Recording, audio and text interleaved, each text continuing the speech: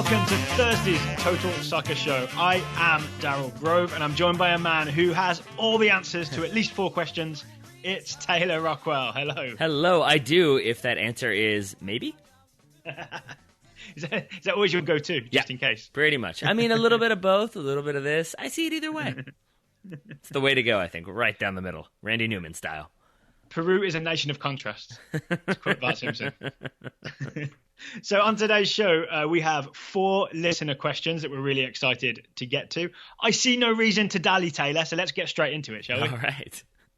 Up first, we have a question from Nick Hartman. Nick DM'd us to ask about Wayne Rooney being American. Are you ready for this? I'm ready for this. Here's the setup. Nick says, the whole situation with Wayne Rooney, which we devoted a lot of time on the podcast to, has me wondering if he would be treated the same by the media / fans in other countries, or is it just sort of the way English soccer culture has become? So if Rooney were an American, would you want him starting for us against Mexico? And if so, where? Also, how do you think American soccer fans and media would handle this whole situation compared to the way the English have? Mm-hmm. Should we start with the first part? If Rooney were American, let's just decide that tomorrow Wayne Rooney was an American. Would you want him starting against Mexico November 11th? Would he go straight in the team? I think so. I think he would. I think the only thing that's difficult is you can kind of see him playing a couple of different positions, but it kind of means moving around people who are already established, which makes things a little confusing. But I think in the end, what I would want him doing if he were American playing for the United States is kind of doing exactly what he's doing for England right now, which is playing, like having kind of the distribution, playing those long bench? Balls. Yeah, well, maybe more so in the Malta game, put it that way. Like just kind of playing those long diagonal balls, like picking out the runners on the wings, but then also kind of being like slow and steady in possession, because I think sometimes the United States doesn't establish itself with possession. Maybe he could help with that. I disagree in terms of position, because I think that's Michael Bradley's job, is to play those diagonals. That's the problem, right? And I feel like they'd be wrestling each other to play crossfield balls. Yep. Or they'd have to have some sort of FIFA 17 skills competition before the game. But I do agree that he would definitely be starting for the US, because I feel like we've never had a US player that plays regularly for a team like Manchester United, right? That would pretty much put him top of the pile. The closest, I guess, would be Tim Howard, who kind of played regularly for Manchester United, briefly. Yeah, well, that's true. Yeah, that is it. And then he sort of got let go, right? Mm-hmm. Yeah. So this would put Wayne Rooney sort of as a definite starter for the US national team. For me, the perfect position is in that 4-2-3-1 behind Josie Altidore. See, I knew you were going to say that, but let's talk about why you think that's the case, because I don't necessarily agree. Well, I think it's more to do with the problem we talked about on yesterday's show about when we face Mexico, we have this decision to make. Do we go Josie Altidore as a lone striker, which has all kinds of problems, but gives you the benefit of 3 men in midfield? Or do you go with a 4-4-2 and risk having only 2 central midfielders so that you can give Altidore a partner? To me, Rooney is the perfect sort of compromise between the two, because he could play with and around Josie, but he can also drop back to form a midfield 3 with, say, Bradley and Kleshton, if that's what it is. He's the perfect sort of compromise half and half player. See, he is, but then that goes to the point of like, then why isn't he doing that for England? Because that is where he has been historically playing for Manchester United. Why not have him there? And I think the answer is... Because Dele Alli. Well, yeah, but the answer is also because he doesn't have the legs he used to have, and he tends to drop way too deep. And so then you leave Josie Altidore stranded again because he's dropped back into the midfield 3, kind of like we saw the United States do against New Zealand. And so that was where I got a little bit flummoxed by it, is that like he doesn't have that pace to really drive around to range the way you maybe want that kind of support striker to. But I guess by the same token, nor does Clint Dempsey, and that was our ideal solution against Mexico. Yeah. Obviously, we won't have him. Maybe we have Wayne Rooney instead. Who knows? So what about the second part of Nick's question? How do you think American soccer fans and media would have handled this whole situation compared to the way English fans and media have? And let's say, for argument's sake, that this whole situation is a once undroppable player who is aging, even though Rooney's only 30. I believe he turns 31 later this month, but perceived to be on the decline. And the question is sort of, how do we treat him? Because it seems to me that English media and fans have, in a way, gone after him, which is part of the reason I feel so inclined to defend him, is because I don't feel like the coverage and the sort of some of the venom towards him has been deserved. But would American fans have the same reaction? No, I don't think so. And I guess, do we have any sort of similar figure in history I mean, maybe I guess if Landon Donovan had kept playing, maybe then it would have been him, right? Yeah, I mean, you definitely have a long history in pro sports of players maybe not quite knowing when they're past their prime, but it's also the situation as you said where he's still young, you know, and so it's not like a Brett Favre thing where he keeps coming out of retirement and everyone is sort of like, hey man, maybe it's time to hang it up, like because even if Manchester United continue to not play Wayne Rooney, he's going to get sold somewhere where he will then play. And so it's not like his career is over by any stretch of the imagination.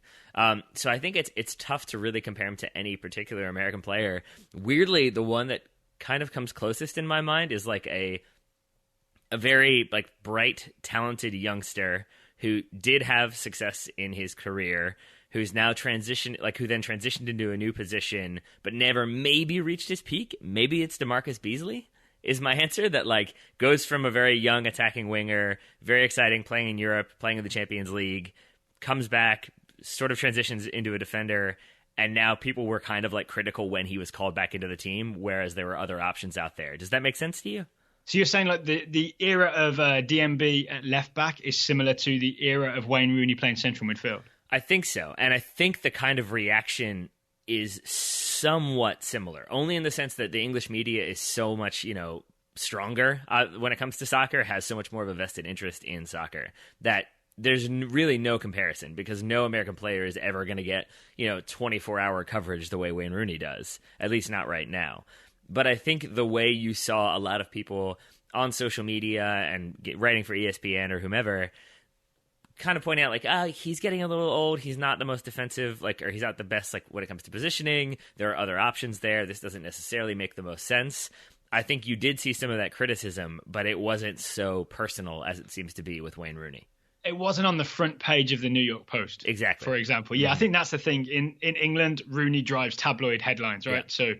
So front page, which is where the news is, and back page, which is where the sport is. He could appear on either end of the newspaper, and a story about Rooney's future and is he going to be dropped and this and that helps to drive newspaper sales. And I think American players are sort of happily spared that pressure here, at least for now. I sort of feel like, I don't know if we've talked about this before, we're living in a kind of golden era where most of the soccer coverage is digital and therefore a little bit more considered, because it's not driven by sort of like newspaper sales or even by clicks so much when it comes to American players. Yeah, I mean, that's definitely... Because it's not big enough, right? I know people want to click on headlines, but a headline about sort of Michael Bradley's caught smoking a cigarette isn't necessarily going to get like a million billion clicks in the way that Wayne Rooney would. Yeah, that's very true. I think what I was saying with like social media though and Twitter, I think I know what I was saying. That's good, Taylor. I think what I mean is that like the kind of sarcastic people on Twitter, the people who write jokes, the people who You mean all of them? Yeah, well, you know what I mean? Like the people who cover soccer every single day, I think would be as critical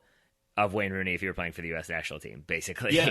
But the general public wouldn't be. The general public who don't watch soccer wouldn't have an opinion about it. They'd just be like, I don't know who that guy is. This is true. Although I'll say this, in thinking about it, I do think there is a comparable player, a comparable American player, and it's Abby Wambach. That's who I would say is the closest comparison, is that it's a player who's like getting to a certain point in their career when they're not quite as mobile and like as much of an asset as they were heading. You took in Abby Wambach in 2015. Exactly. Yeah. And so it's sort of like, does she really fit with this team? Is she exactly what they need? Is she overshadowing the team? Is it kind of bringing about unnecessary coverage about, is she going to play? When is she going to play? There's sort of that angle to it in the coverage. So I think maybe like that's somewhat comparable just in terms of like who the player is for the team, but certainly not in terms of media coverage. Well, to complete the comparison, we just need Wayne Rooney to win the 2018 World Cup by sort of coming off the bench occasionally. Yep. And then later ask who's really English and how English are they? Which I could see him doing. So, I actually couldn't. I don't think he's that kind of guy. I don't think he is either. I think he doesn't. I think he doesn't care enough. What do you mean doesn't care enough? I mean, I don't think that's... Like, I guess, I don't know, you were in a position, obviously, to disagree with me, but that doesn't seem like such a big thing when it comes to professional footballers in England that they're worried about who's English and who's not. It's definitely a political situation, obviously, but it doesn't seem like you hear a lot of pro athletes in England in the Premier League coming out and criticizing, foreigners for coming into their league. I don't think you hear that until after they've retired and they want to make a name for themselves as a BBC or Sky pundit. Well, shall we move on to the next question? Sure. Next question is from Marcus McCarthy. Marcus wants to know, is Jurgen Klinsmann responsible for the number of Americans in the Bundesliga? No, but maybe is my answer.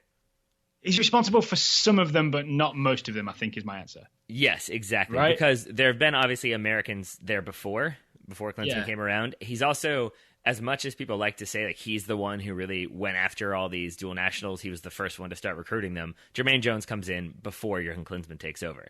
So does Timmy Chandler. Exactly. So there is some connection there already. I would say that he has pushed players to go abroad very publicly.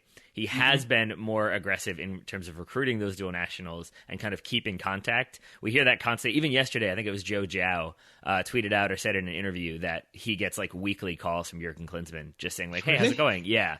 So I think he's still very aware of who's eligible. Have you been watching Luke Cage? Yeah. Just catching up on what's on Netflix. That's like, I think Urban Meyer, when he was the coach of Florida, it was like found that he tweeted his potential recruits every single day, just asking them that type of stuff. Like he was so involved in what was going on with them. So maybe Klinsmann's doing that. And then the other thing I'll say is that obviously from his time with the German national team, playing for the German national team, being who he is, he has more connections than I think any American coach has ever had in Europe. Yeah. And that's why the one that comes most readily to mind, and I'm sure there are other ones, is why Jordan Morris had a trial as opposed to just signing for the Sounders right away. The reason why he was able to go to Germany is because of Klinsmann and Herzog's connections there. Yeah, because Herzog was connected at Werder Bremen, right? That's why Jordan Morris was able to go there for a little while. There was an inkling that he might get signed, and you got to think Aaron Johansson's there as well, right? And there may have been some contact between Klinsmann and Herzog and Bremen to get him over there. Yeah, they offered Morris a contract. It wasn't that like maybe he was going to get signed. It was like he went there, had a trial. They said, "Yep, we want him," and then he chose MLS over Bremen. But but the reason why he was on trial in the first place is because of Jurgen Klinsmann. And I think that's the case for other players. And I think the more it becomes sort of like an object in motion continues in that way is my terrible understanding of physics. I did not say that properly. I apologize. You're talking about momentum? Yeah, that's the one. And so once you start having players in the Bundesliga and it becomes kind of an available option, then I think more players pursue that. And so I think if you have the head coach of your national team having those connections, pushing players to go abroad, and it's an established pipeline, people are going to continue to follow that pipeline rather than maybe blaze a new trail elsewhere. And to give Marcus, because he specifically asked this question, a fuller understanding, it's worth saying that also there are players who have sort of come over to being American because of a Klinsmann charm offensive, right? Like dual nationals like Julian Green, who was essentially persuaded to do the switch. Sure. So that he could be American by Klinsmann. If that's how you want to put that, sure. Same for Fabian Johnson, right? Fabian Johnson was a German U21 international that Klinsmann sort of persuaded to come over and be an American. And then, but apart from Klinsmann, this goes back way, way before Klinsmann, right? This goes back to, for one thing, it goes back to the reason why Jermaine Jones, Fabian Johnson, Timmy Chandler are German-American. It's about American servicemen being stationed in Germany, specifically West Germany, right? Yeah. And so that's the reason there's like a strong American connection in Germany to begin with. Right. And that did get me wondering why that's the case. Like, why are there so many more Americans in the Bundesliga than, say, the Premier League or La Liga? And I think it's just an American presence, right? Right, exactly. I mean, you have so many Americans there. I do think, strangely, even though there is the language gap, I think Germany is an easier place to go for Americans than England. And you obviously are in a position to discuss the ins and outs of England and all that can make it difficult living there. What I mean is just more so like there's more space. So it's not quite so like you have to be in this one area where it can be a little bit intimidating to move. I think there is a history for any number of reasons of Americans being in Germany, of German-American relations being relatively strong, specifically in the western part of Germany. So I mean, I think it's kind of a more like, yeah, Americans are here. That's the way it works versus why are you here, American? I do think that there's kind of historically been that divide. Well, definitely, because as well as the guys who are sort of they have the dual nationality, like Johnson, Chandler, etc. Even before that, you've got guys like Eric Wijnaldum when I played in Germany. I think Taylor Twellman was there briefly. I know Claudio Reyna had a long spell in Germany with Wolfsburg, I want to say. Casey Keller lived in a castle. Keller was there. Yeah, so there is this long history of Americans going to Germany. And it does seem like, my guess is because of the strong relationship between America and Germany that's caused by Americans being stationed there, especially during the Cold War and being like almost the defenders of West Germany in some way, Germany is just more open and more welcoming to Americans, even as soccer players, than other places have been. Because I mean, I'm pretty strong on that. That makes sense to me. Yeah, I mean, it's a little known fact that Steve Cherundolo, I think, played in Germany from the beginning of the Cold War up until like 2012, I think. Is that correct? I could be wrong. I believe he caused it. Yeah, that could be. It was the fight over where he would play that led to the division of Germany. I'm pretty sure that's how it worked. Yeah. Yeah, but I mean, he was there with Hanover forever. I mean, to the point of Hanover. And the aforementioned DeMarcus Beasley, also there as well. So the second part of Marcus's question is the Bundesliga equal to the Premier League? And what I take Marcus to mean by this is sort of if you look at, say, Timmy Chandler playing for Stuttgart and Frankfurt in the Bundesliga, is that sort of as good as someone like Jeff Cameron playing for Stoke in the Premier League? So like would Timmy Chandler moving to the Premier League be a step up, or would it be the same as playing in the Bundesliga? That is a very difficult question to answer because I feel like it presupposes that there's a like-for-like transition that then one can naturally be better than the other, like, all the way. And I think that in certain situations, the Bundesliga is better. I think in certain situations, the Premier League is better. This is where I said my answers were kind of maybe. Yeah. I think that's the correct answer. Like, no two things are ever perfectly equal. And I think the Premier League is obviously more glamorous and seen around the world more. And there's maybe more money in it through TV money. I don't think you need to say maybe. Well, yeah. There's absolutely more money in it. But there's plenty money. There's plenty money in the Bundesliga. There's plenty high-quality players in the Bundesliga. I mean, Thomas Müller plays there. What else do you want? And arguably, the tactical level of play is higher in Germany. So I think it's kind of a trade-off between the two. I will say this, and I'm fairly certain that I am correct, that Thomas Müller may play in the Bundesliga. If Christian Pulisic went to the Premier League, I bet he would be paid more than Thomas Müller. Because that is how much money there is in the Premier League, that there's so much money on offer. And you do have German clubs, given their ownership structure, given the kind of way most clubs tend to work with not wanting to overpay players, they kind of prioritize being rational in their payment structure as opposed to ridiculous. So there's definitely more money for the players. So that is part of the incentive package. There's just also the glamour and the glory. You know, if you're American, everybody's going to be watching NBC Sports. Maybe fewer people watching Fox Sports 1 on a Saturday morning. Or Friday afternoon. This Friday is Borussia Dortmund versus Hertha Berlin. Yep. Viewing figures for the Bundesliga have not been massive on Fox Sports 1, but I'm not sure that's necessarily a perfect reflection of the quality of play, right? And I think you're right. Timmy Chandler would earn more money in the Premier League. Christian Pulisic would probably earn more money in the Premier League. But that doesn't mean that the standard of play is necessarily any different or better in a way that benefits them as a US national team player, which I think is what Marcus is getting at, right? Yeah. So Timmy Chandler goes to the Premier League. He's not going to become a better player and have better performances because he's playing at a higher level for the US national team. Agreed. Yeah. Okay. I also do think, and this is again maybe just my opinion, I'm sure other people will disagree, but I think that I trust the German development of players more so than I do the English development of players. Because just because you look at Chelsea and they have 8 million people on loan, there's no guarantee that just because you've signed for Chelsea that you're definitely in their plans. Whereas I do think Americans, there's 3 or 4 at Schalke right now. Yeah, that number sounds about right. And I do and I'm sure all of them won't become first team starters, but I guess I kind of have this idea that German clubs are more inclined to really give those players a chance to really stick with them through their development and not be like, you're 18, you should be starting, we're sending you to a championship club, then we're going to send you to a Bundesliga club, then back to a championship club, and now you're 21, now we'll send you on. And that's the thing. How do you feel about Vitesse? Yeah, right, exactly. Well, more on them in a bit. I've heard it's lovely this time of year. Yeah, exactly. When we get to scouting, we might bring them up briefly.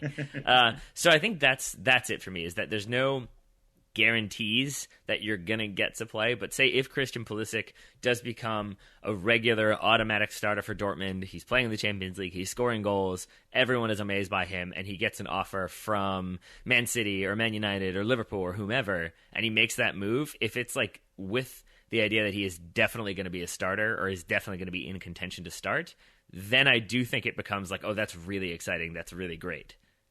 And is it a step up from playing for Thomas Tuchel's Dortmund? That's the question. I don't know that it is, but in my mind it is. like that's what I'm saying. Is like based on my rooting interests and the league that I tend to watch, I would say it definitely is. But then by the same token, Liverpool aren't in the Champions League, Dortmund are, and so then you look at it that way, and maybe it's not. But I just think it becomes sort of like a sexier thing to have an American playing in one of those big clubs regularly, because, as we said before, it hasn't really quite happened yet. But you understand that's not what Marcus is asking. He's asking just, is it a higher standard? Like, does it mean he becomes a better player?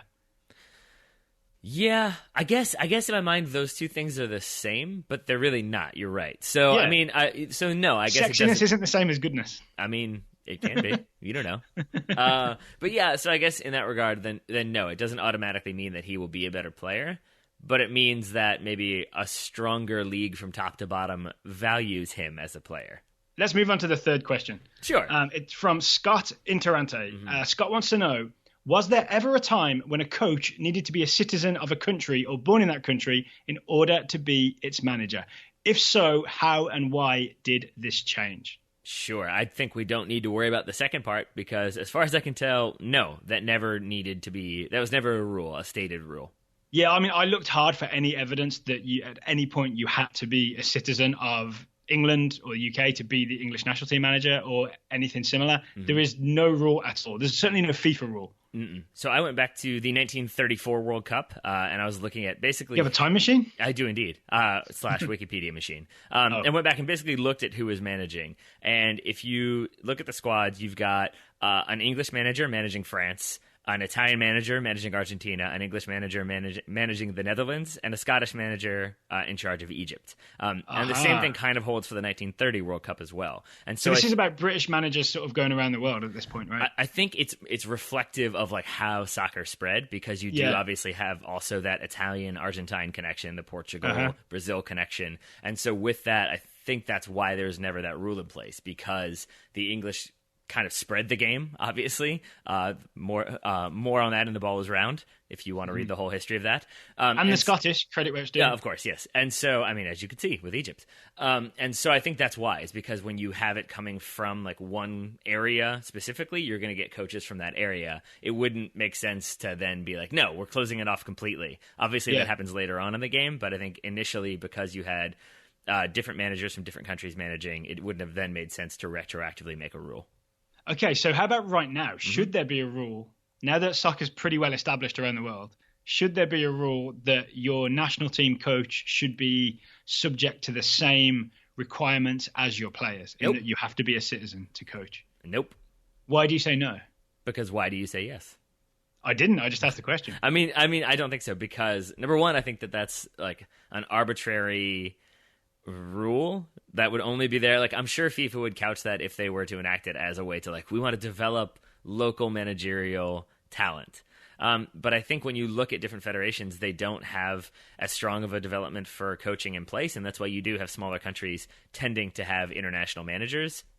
So I think if your argument is like you're going to strengthen that federation by increasing coaching, I think you're actually going to hurt the performances of the team, at least in the short term. My guess would be also in the long run. I also just think it kind of goes against the beauty of the game, which is you get different people bringing different philosophies to different places and blending them and creating new styles of play. And that would be kind of ruined if you then had to kind of stick with your own and not go out and experience other things. Yeah, I did some thinking about this, and I think I agree in that it's kind of unfair to take away the possibility of, a smaller nation to have someone from an established soccer nation come in and bring their sort of ideas and philosophies and help sort of accelerate growth within that sort of smaller soccer nation. Yeah. I sort of weirdly, like at the top level, I kind of wish that bigger teams like, say, England stuck with English coaches. I really do. But I don't think you can have one rule for big teams and one rule for small teams, because then it starts to get weird. Exactly. And it's almost just like England shouldn't embarrass itself by admitting that it doesn't have enough good coaches to choose from. Right? You do what you do. But I'll also say that I'm looking at the US as well, right? With Klinsmann in charge. And, we go back to a lot of foreign coaches for the US as well. He's an American citizen. Is he? I'm pretty sure he got a citizenship, because he refers to it as like our country. I think he's an American resident. Ooh, well, yeah. Okay. Regardless, I think I'm not casting any aspersions. I'm in the exact same situation. Yeah, so, and has been living in the United States for a very long time. It's not quite the Fabio Capello situation, right? But I also think it kind of, in the grand scheme of things, matters less if your manager is from a different place. Like the manager, I think as a player, if you're playing for the United States, if you're playing for England, it means a lot more to wear that jersey. If you're the manager, I don't know if it has that same level of impact. Obviously, it matters that Roy Hodgson is aware that he's managing his country, but I don't know if it impacts him as much as standing on that field, hearing "God Save the Queen" that it would for, say, a player. Well, I'm not so much thinking about emotional stuff, as in, if you're going to make the argument for why the coach should be the same nationality as the team, it would be that sort of he's so integral to what happens on the field that the national team should be a representation of where you're at as a country, that maybe the coach should be then subject to that so that the team represents the nation. Say there's some coach who is an absolute genius who can make any team play well, and then he takes over a team. It's not the nation where he's from. It's almost an unfair advantage, because then the team isn't representing the best of that country. It's representing the best of that country plus this genius coach added on as well. Yeah, but I think that's more representative of the history of the game. That's how the game has spread. That's how you get new ideas. And so to me, that's more so that's a logical outgrowth of a game that started in one place and spread elsewhere. But what if it's just that, say it's a Middle Eastern team with loads of oil money, and they don't have many good players, but they're able to pay $10 billion to this incredible genius coach who I've invented, who can fix any problem and win any game. Yeah, see, that's the thing, is now you're inventing hypothetical scenarios that aren't possible. They could get Pep Guardiola. That doesn't mean they're winning the World Cup, because talent still plays a larger part than does tactics. That's why. Let's say it's Qatar, right? Qatar would overperform with Pep Guardiola as coach, I would guess. Maybe, but we can't say that for sure, and we don't know if their players could execute Pep Guardiola's game plan. So, I think that's kind of a straw man argument a little bit, because I don't think that we have any sort of historical precedent for that. But do you get my idea that then the national team is not just the national team, it's the national team plus this outside influence? Yeah, I get it, but I don't agree with it. Okay, and to be honest, I sort of buy your argument that the history of soccer is having foreign coaches. So, therefore, there's no reason to change it at this point. But if you would like to get out of my country, Daryl, you're more than welcome. Final question. Talk to me in mid-November. November 28th, I believe. Final question is actually a series of possible changes. This came to us from Nick Becker.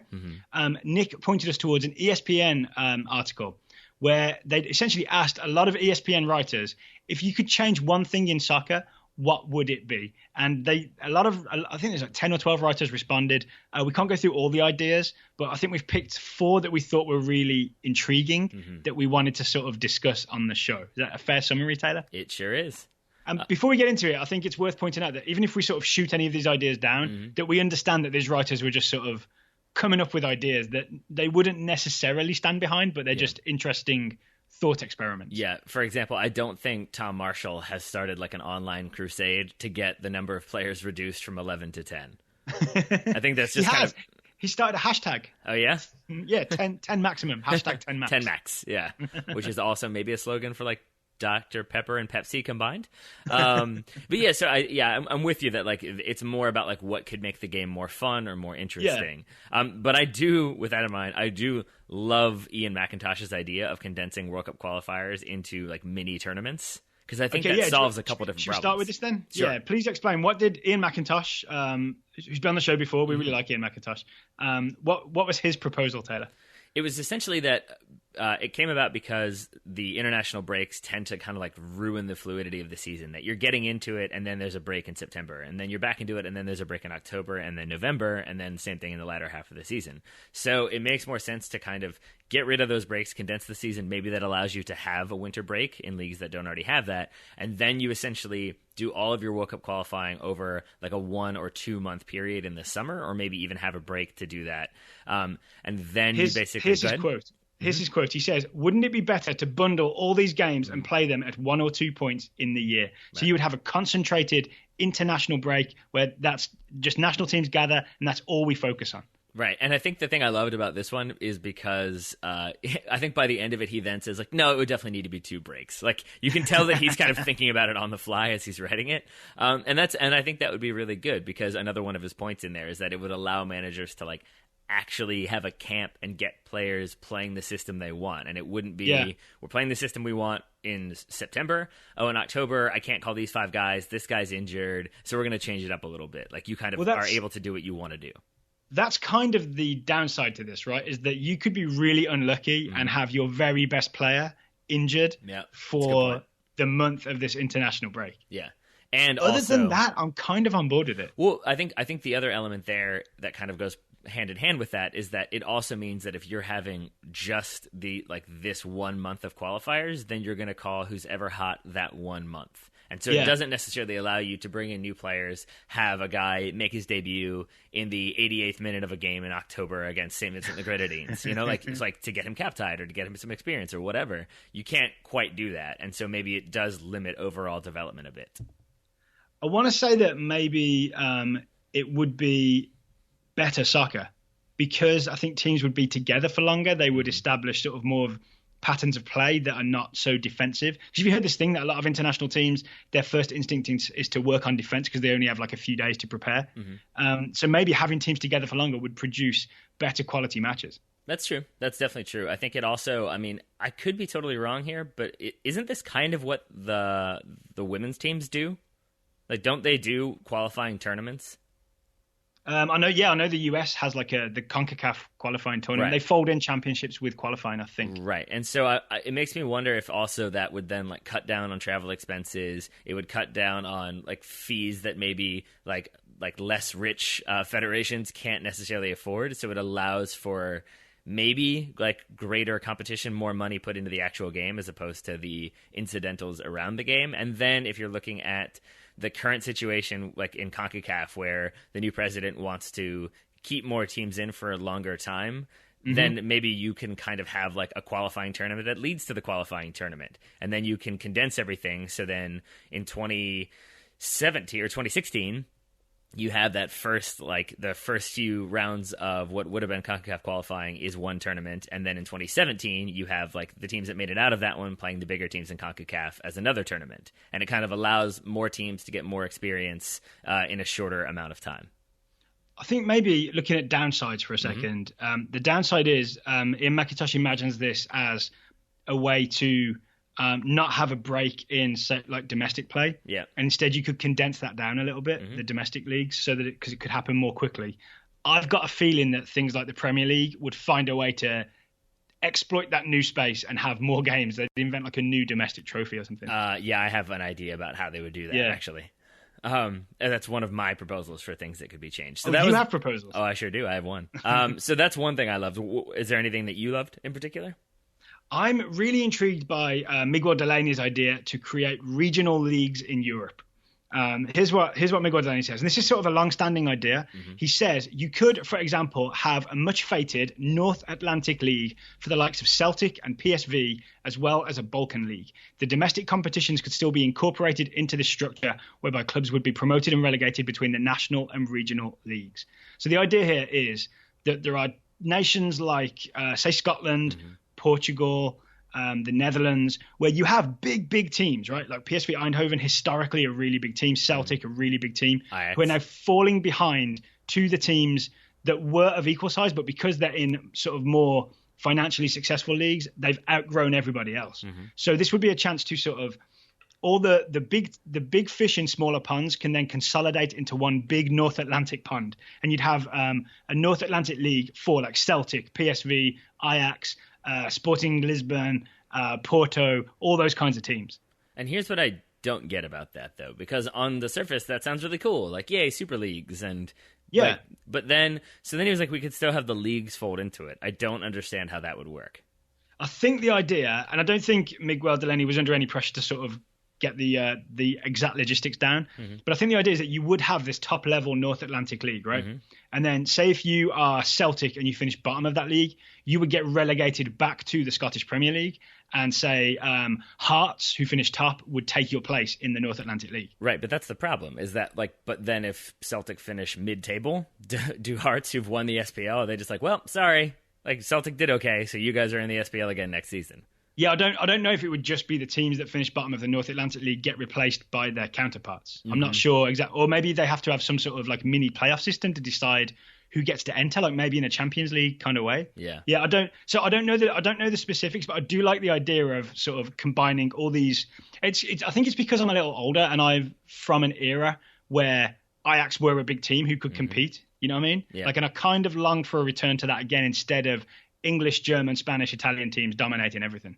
Yeah, I mean that I understand. Like, that's kind of what motivates it. I just think, like, logistically, it hurts my brain a little bit, and so I think maybe, and that's where I think the kind of downside to some of these proposals is it's like, again, we said it's like it's fun and it's kind of coming up with random ideas, but by the same token, you do want there to be a little more as to how it would work, so that I could maybe be fully behind it or more excited about it than like, but wait, who goes where and how does that work? And then what about this team who, like, all of a sudden gets bought and now has money and then builds themselves up? Do they get to be in there, or do they have to wait their turn? It's a whole confusing system. And even if all that could be figured out, there's still this problem in that someone always loses out, right? Look, so say this league elevates Celtic and Ajax and PSV back to a level of really high glamorous competition. Yep. It still means that Vitesse Arnhem and say Hearts and other, like, the mid-table teams in those leagues that get left behind, suddenly they're missing one of their big draws. Yeah, so exactly. There's sort of a greater number of teams would suffer just for the advancement of certain big teams. And you've got to, it's almost just mirrors what's happened at the very top with the big Champions League teams. It's just being mirrored sort of farther down the ladder. Yeah. Well, so there's that as well. Yeah. So speaking of the very big teams, though, I think one idea that kind of pertains directly to that was Gabriel Marcotti's idea, which I did enjoy. So yeah, Gab Marcotti's idea was make public all wages, transfer fees, and commissions paid. To whom and for what? And here's Gab Marcotti's argument for it. If you accept that clubs aren't normal businesses but some form of public trust, it allows supporters and media to keep an eye on what is happening. Sunlight is always the best disinfectant.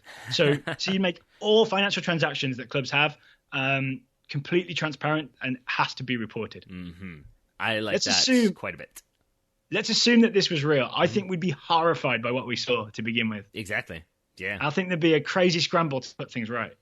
Yeah, but that's the point, right? There would be a crazy scramble because all of a sudden it's like, whoa, like you can kind of have ignorance is bliss. Like, yeah, I know there's some shady stuff going on, but at the end of the day, my club signed this player and I'm excited to have him. And then if you looked and you saw like he's making how much and that guy got how much and who's this guy? And wait, hold on, why does the groundsman of his old club suddenly get a percentage of the money? Like it would make things more transparent and more confusing, and then maybe also more of like an actionable thing for change.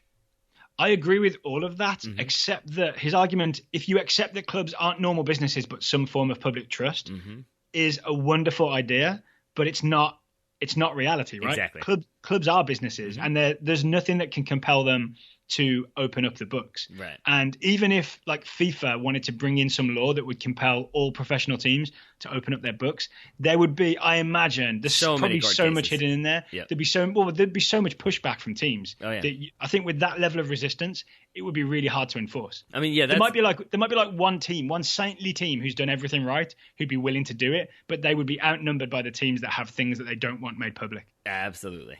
Yeah, I mean, and that's the thing. Is like this is one that I love in theory and would love to see implemented, but kind of am resigned to knowing that never will actually be the case. Yeah, but nice idea though from Gab Marcotti. Yeah, because I do think there is so much that we're just kind of happy to be like, I'm sure it's fine. I'm sure it's all above board, even though it clearly isn't, and there's consistent evidence to show that it's not. It would have saved Sam Allardyce. That's true. That's very true. Any other ones before I give you mine? The last one we have on the list is what we talked about. It's Tom Marshall's idea to reduce soccer to 10 players. Tom Marshall says there are too many games, especially at international level, that are tactical stalemates in which neither team wants to take the initiative. And essentially, soccer has become so advanced tactically with 11 men that there's not enough space to play soccer in. So let's just take a player away and start with now everybody has to play 10v10 from the very start. And the whole, like, all conversations we've had about 4-2-3-1, 4-3-3, out the window, because the new numbers would be 4-3-2, for example. Or 4-1-3-1? Yeah. That's what I'm guessing would happen. Yeah, I think so too. It'd be interesting. Not going to happen, but it'd be interesting. Do you have any more elaborate thoughts on that? Because I really don't, aside from, like, it would be kind of cool, but it probably also might mean even more stalemates because you have one fewer player, and maybe then teams aren't quite certain how they want to proceed, and so maybe it leads to more defensive soccer, more sitting back, as opposed to being more stretched and wide open.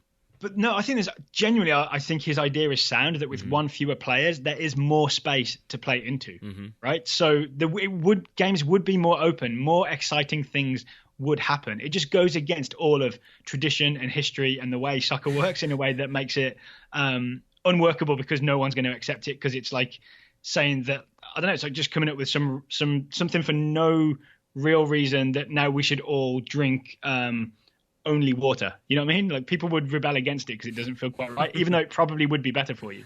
Yeah. And I think, you know I think while we're on that point, one thing I do like appreciate is the idea of that, like, soccer is steeped in tradition, as is football. But like, that doesn't mean it can't change, because obviously the substitution rule has evolved over time. That's one that I think would be good to continue to evolve, to add, like, in extra time, you have a forced substitution, or if there's like a concussion injury, you have an extra substitution. Like, so I would like to see that maybe as a change to the rules, to maybe take into consideration like modern sports science. That's your idea? That's one of my ideas. Do you want to hear my other one? Yeah, I guess so. That wasn't as groundbreaking as I imagined, though. I'm more with Tom Marshall at this point. I think he's got a bold vision for the future. Then my groundbreaking one. 10 max. Then my groundbreaking one is I want league versus league championships. And this could be, I'll give you the basic idea first. So it's basically one weekend around the world, different leagues play each other. So you could have like the Turkish league play the Greek league. That might be a little bit hotly contested. You could have England v Italy, or Germany v Spain, England v Germany, whoever. And then it's basically, you could do it one of two ways. You could have the team that won like the title last season playing the team that won the title that season in England, and then like on the way down, so 1 plays 1, 2 plays 2, or you could do like 1 plays 20, although I guess then Germany only has 18, so it doesn't quite work that well. But you could have like the first play the last and the last play the first, and then you could see which league won more games over that format. I'd rather do that as an All-Star 11 versus All-Star 11. Why so? Just because it'd be a fun sort of one-off game. But wouldn't it also be fun to have, like, 20 of those games played over a weekend, or all over the world, to have different teams playing each other? I guess if you're doing it all over the world, then it does make sense to have the All-Star 11s, doesn't it? Yeah, because it'd be one game we could all focus on. I'm not saying it's a bad idea. I also think, genuinely, with any new idea and any new tournament, you face the problem of it feeling like a novelty to begin with, right? Even if it goes on to become, like now the Champions League is hallowed, right? But I bet even when it started, it was like, oh, what's this weird midweek thing where we play teams from other countries? That's madness. Yeah, that's true. But I'm okay with madness. It should be fun. I did also want to ask you about some of the other ones I think pertain specifically to English soccer. Like safe standing areas and no music during the games and like fixed ticket prices. I think it would be slightly fake of me to really feel strongly about one of those things, because I don't and haven't regularly attended games in England, but you have, obviously. So I'm curious if any of those resonated with you. I think Tony Evans' idea to cap ticket prices makes a lot of sense to me. And his argument, which I agree with, is that it used to be that ticket prices were the main sort of source of revenue for clubs. So therefore, that you could make an argument that they needed to charge higher prices so that they could, stay financially stable. But now that in the Premier League, there's so much money coming in from TV money. I'm not sure what the percentage is, but I know that sort of ticket costs are not sort of a giant piece of the pie.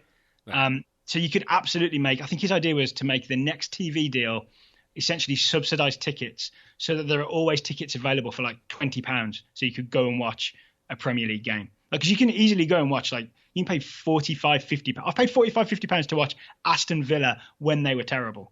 You know what I mean? It's that's an absolute rip-off of a ticket price. I think I've just stumbled upon a random idea that relates to that I'm excited about. I think ticket prices should be based on the like FIFA ranking of each. This is for national teams. Should be based on the FIFA ranking of each national team. So that, say the United States is playing Cuba at home, that, like, because Cuba isn't in, say, the top 50 or top 100 teams in the world, you cannot charge over a certain amount. So both teams have to be like, if you have two teams that are in the top 10, you can charge, $70 a ticket. But if you have one team in the top 10 and one team in the top 80, then you drop down to like, oh, this team is in top 80, you can only charge $20. I like this idea. Premier League teams do something similar where they have like categories. I can't remember if they go A, B, C or 1, 2, 3. Mm-hmm. But like if Liverpool are playing Manchester United, that's a category 1/A game. Whereas if they're playing Bury, it's the lowest category because they know that will be the least popular tickets. So they'll make those lower. I see. But even then, it's still really expensive for any team. I bring this up mostly because we've had a few responses on Twitter, one from Andy Marr, whom I know we both know and love, saying that he was looking into going to that USA New Zealand game at RFK, and like the cheapest tickets he could find were like $125. Like that's crazy. Like there's no chance you're going to want to do that. So I think maybe unless you're a big fan of Chris Wood. And aren't we all? I'm not even sure Chris Wood would pay that much money to see Chris Wood play. So that's where I think that comes in mind to me of like, I would like the idea of maybe fixed ticket prices at the international level. As impractical as that would be. Thank you to Nick Becker for sending us that article. Taylor, you're publishing today's show. Would you mind putting a link to that in the show notes so our listeners can take a look at all the various ideas? I can do that. And if anyone wants to contact Tim Marshall, he is at Mexico World Cup on Twitter. Tom Marshall. But yes, same one. Did I not say Tom Marshall? I think you said Tim Marshall. Oh, sorry, I misspoke. I know that it's Tom Marshall. Do you, though? Do you just know him as Mexico World Cup? I'm secretly in with him on the reduced teams to 10 players. I knew it. You're on the take. See, this is why we need to disclose all podcast financial records as well, just so we can see what you're up to, Mr. Grove. Speaking of podcast financial records, we encourage people to support the Total Soccer Show with a voluntary subscription.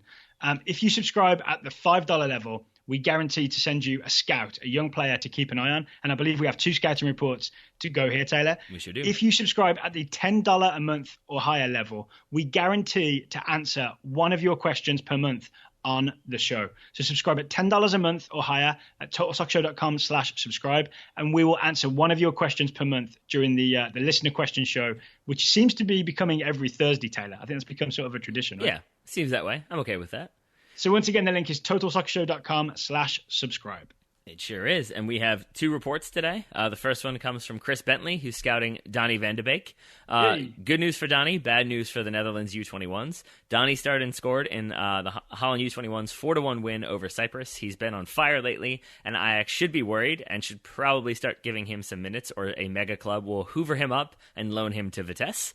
The sad news is that the Dutch U21s have failed to qualify for the U21 European Championships in Poland this summer. Oh. Yeah, not great. It's a rough couple of years for Dutch soccer, right? But it could be worse. They could be Trinidad. Because DJ Ringus emails, he is scouting Levi Garcia.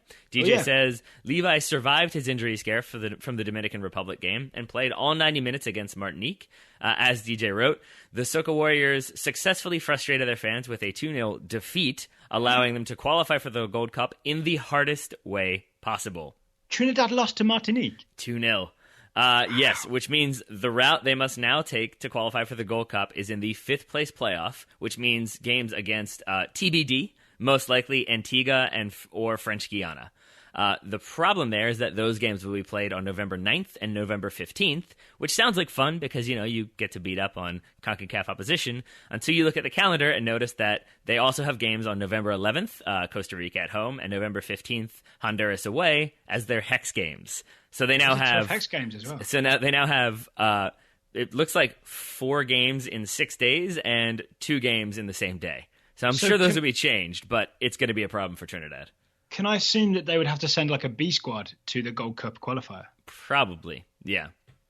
But you would think that a Trinidad B squad would still be able to beat like Antigua and Barbuda. You would, but you'd also think a Trinidad A squad would be able to beat Martinique. So true. Who knows? I'm guessing some of those dates will be moved around. DJ says, either way, it seems like there is a bunch of national team games for me to report on in the next month, with a strong possibility of Levi playing in a lot of them. Yeah, I mean, he's got to be in for one or the other, right? I would say so. And I'm just happy that he's not injured. Yes. Speaking of Levi's also in the Netherlands, right? He's at AZ. I believe that's correct. Yes, sir. Yeah. Mm-hmm. All right. Well, thank you for the scouting reports. If you would like to get involved, it's totalsoccershow.com/subscribe. Taylor, what do we have? What's remaining this week on TSS? Because we still have a show to go on Friday. I don't know. There's not much coming up this weekend. Is there any like big news involving Americans in the Premier League or huge clubs in the Premier League playing each other? Oh, I can't remember. There's maybe... Yes. We both know it's Bob Bradley's Premier League debut. He'll be coaching Swansea away to Arsenal. So we're going to preview that game. And then I think on Monday, if I'm right, it is the English Classico. Mm-hmm. The English El Clasico. As I'm sure I will frustrate people by calling it. Yes. It's Manchester United-Liverpool on Monday at 3:00. It's a game that I usually look forward to, but maybe not this weekend. Because of what, the form that Liverpool are in? Yeah, a little bit. And or the form that Manchester United are in. Also that.